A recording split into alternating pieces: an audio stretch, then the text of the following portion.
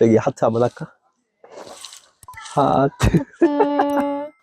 혹시 예진이 인생 가운데서 주님만이 나의 길이요, 주님만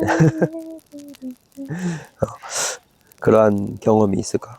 대표적으로 하나를 꼽자면 우리가 A부크라고 하는 선교회 같이 설립을 하게 된 게 진짜 하나님이 길을 열어주신 것 같아. 왜냐하면 내가 2017년도에 대학생 때 국내 선교를 합천으로 가게 됐었는데 그 합천이 진짜 시골 중에 시골이었고 그치?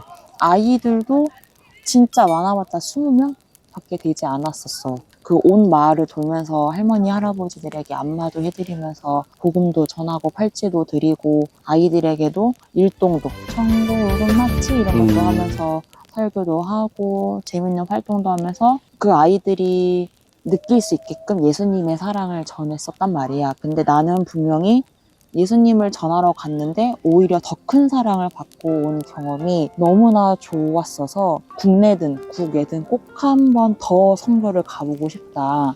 우리 대한민국에서 외국의 선교사님들이 목숨을 바쳐서 복음을 전해주신 만큼 거저 받았으니 거저 주고 싶다라고 하는 항상 그 열망이 가득 찼었단 말이야.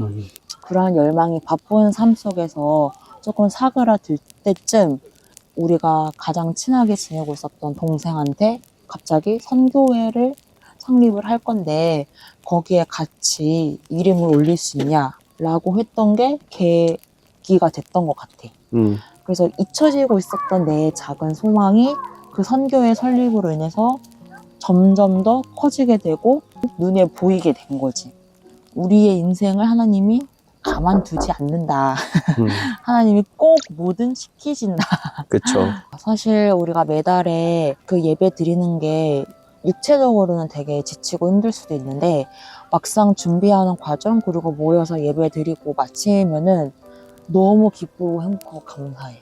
정말 진짜 영혼이 가득 찬 느낌이 들죠. 맞아. 아무튼 우리가 가정을 이루는 것, 또 선교회에서 하나님의 일을 하는 거, 길을 내어주셔야 하고, 또 우리가 그러려면 우리가 하나님께 사모함으로 구해야 되고, 그러한 과정이 정말 필수적인 것 같아. 맞아.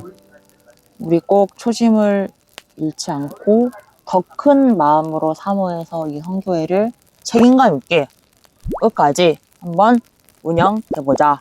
그리고 우리 가정도 하나님 안에서 정말 잘 이루어서 하나님 곁에 가는 그날까지 그날까지 잘 살아보자고요. 잘 살아보자. 화이팅! 화이팅!